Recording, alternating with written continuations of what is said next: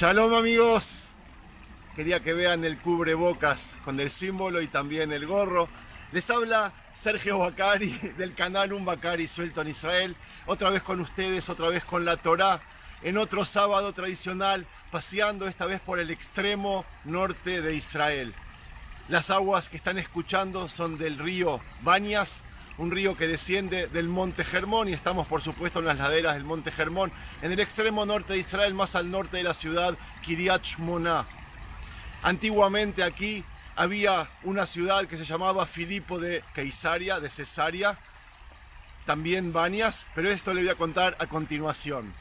Mientras yo estoy aquí paseando junto con ustedes en las sinagogas de Israel y del mundo, se está leyendo la porción semanal que se llama Tetzaveh, todavía en el libro Éxodo.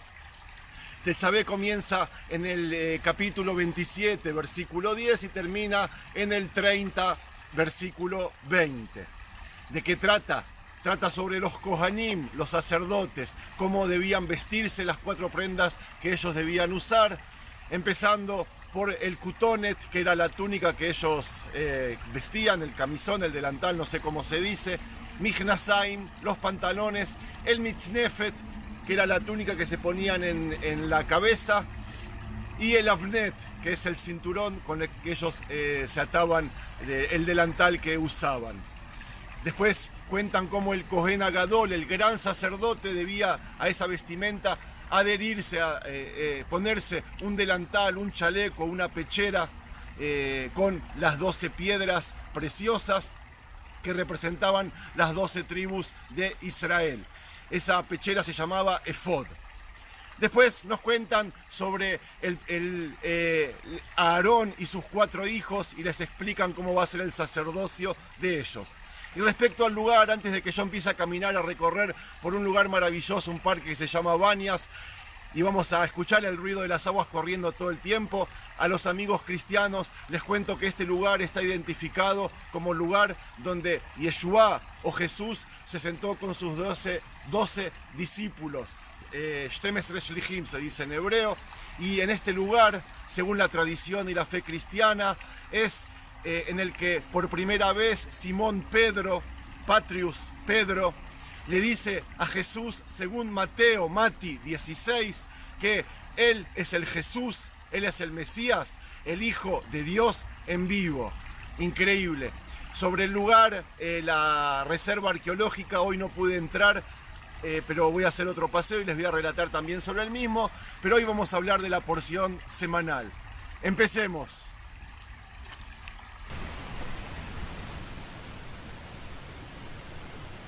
Bueno amigos, lo que vamos a hacer es subir por un puente colgante que recorre casi todo este parque nacional y vamos a ver correr las aguas de una manera increíble. Tenemos la suerte que al ser temprano no creo que haya mucha gente por aquí, así que vamos a poder hacer el recorrido como solemos hacer, solo para nosotros. La Torá consiste de 5 libros que los sabios judíos dividieron en 54 porciones para que las vayamos leyendo semana tras semana. Y así abarquemos toda la Torá en todo un año. Esos 5 libros son comúnmente llamados los 5 libros de Moshe. A primera vista, el nombre parece de alguna manera mal aplicado. Es verdad que según la tradición Moshe los transcribió, y además es verdad que él es el personaje principal de la narración de un libro que termina con su muerte. Amigos, les quiero recordar que la palabra Torá no significa ley, significa instrucción, enseñanza, doctrina. Y yo me pregunto, ¿pero la Torá no es la de Dios? ¿Por qué dicen que es la de Moshe? El Talmud me responde con el versículo del libro Malají que dice: Zichru Torat Moshe Abadi, Asher Tziviti Oto Bejoreb, al Kol Israel Jukim Mishpatim. Recuerden la Torá de mi siervo Moshe, dice. ¿Es entonces la Torá de Moshe? Yo pregunto. Por supuesto, me responde el Talmud. Por haber dado su vida por ella, por la Torá, ella es llamada por su nombre. Así y todo, esta es la única porción entre las que Moshe vive, por supuesto, que no es nombrado por su nombre. Eso es para mí algo más trascendente de haber sido nombrado varias veces. Pero comencemos por la elección del líder. ¿Por qué cuando buscamos un líder siempre nos inclinamos por personas carismáticas y llenas de encanto en estos tiempos? Nosotros siempre buscamos un líder que electrice a las masas, que dirija el gobierno, que comande el ejército y que interactúe con los otros jefes de Estado, ¿es verdad? Amigos, el expresidente de los Estados Unidos, Bill Clinton, es un ejemplo perfecto de lo que voy a intentar explicar. Espero que lo conozcan. Él es una persona de mente brillante y de corazón compasivo, pero no fue elegido por su brillantez. Él había sido elegido por su encanto.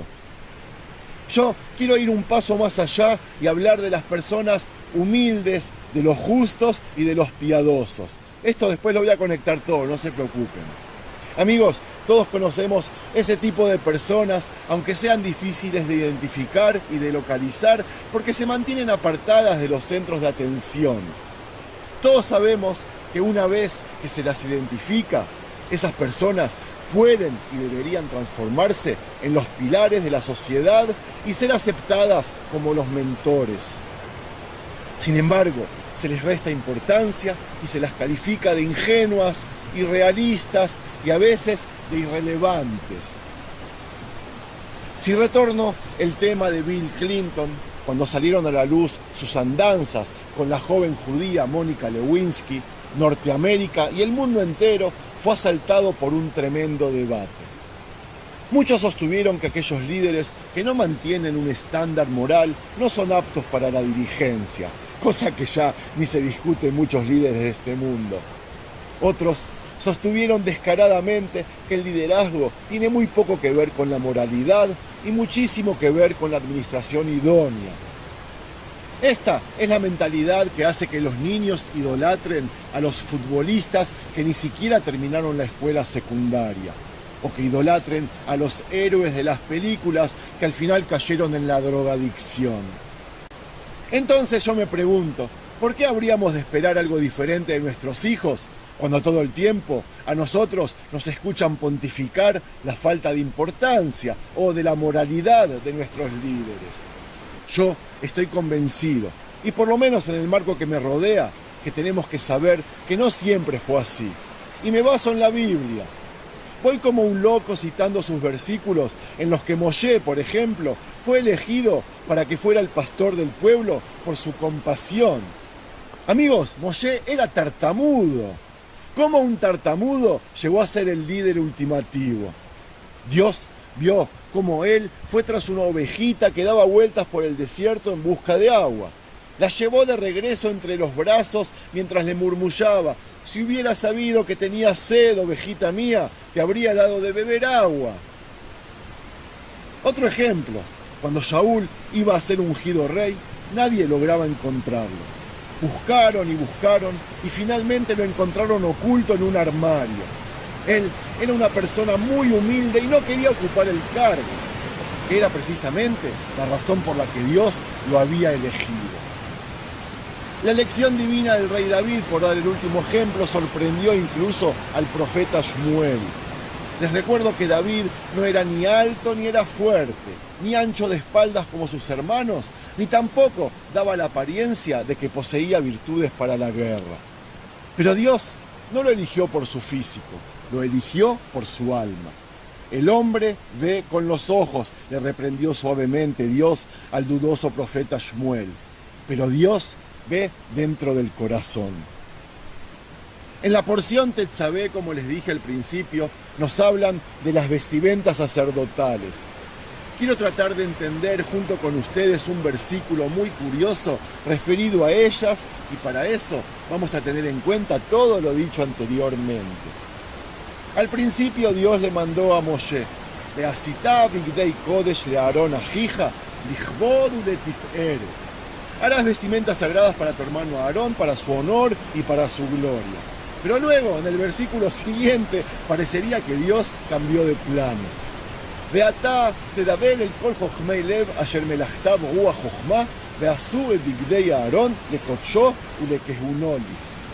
Entonces, ¿quién tenía que preparar las vestimentas? ¿Moshe o los sastres? Asimismo, no se entiende si esas vestimentas debían ser sagradas o no.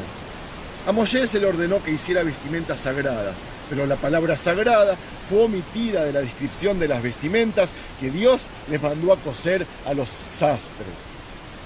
Algunos sugieren que Dios se estaba refiriendo a dos conjuntos de vestimentas, uno hecho por Moshe y otro hecho por los sastres. Moshe hizo las vestimentas para el alma y los sastres hicieron las vestimentas para el cuerpo. La vestimenta es el medio a través del cual nos expresamos. Nos vestimos en forma casual para que los demás se sientan cómodos y nos vestimos más formalmente para transmitir una idea de competencia profesional. Nosotros hablamos a través de la ropa que nos ponemos encima. El alma también necesita vestimentas. El alma desnuda es una energía espiritual cruda que no puede expresarse en el mundo físico sin una vestimenta apropiada, que es la que va a ser de intermediaria entre lo material y lo espiritual. Nuestros sabios enseñaron que la humildad y el temor reverencial son las vestimentas de los justos. Dios seleccionó a Aarón para el puesto de Cohen Agadol o sumo sacerdote precisamente porque era un modelo de humildad y a la vez de temor. Pero aún así, para ser el Cohen Agadol, Aarón iba a tener que elevar su humildad y su temor a un nivel más alto. Iba a tener que mejorar estos atributos y vestir ropas más encumbradas. Moshe era el mejor candidato para hacer esas vestimentas para su hermano Aarón, porque Moshe era el hombre más humilde y más temeroso de Dios que existía sobre la tierra. ¿Cómo lo sabemos? Está escrito por lo menos 2 veces en la Torá. Una de ellas dice, Beaish Moshe, Anav Meod Mikol Adam Asher al Pnei Adamá, nos dicen. Este es el primer juego de ropa, el que se le ordenó a Moshe que le tejiera a Aarón. Estas vestimentas internas son sagradas, y ellas embellecieron el alma de Aarón y le dieron a la nación motivos para que lo ungieran y lo siguieran. Las vestimentas externas que fueron cosidas por los sastres estaban hechas de un material físico y le cubrieron el cuerpo con dignidad, confiriéndole un aura de prestigio. Pero esos eran solamente los accesorios del sacerdocio y no la causa principal.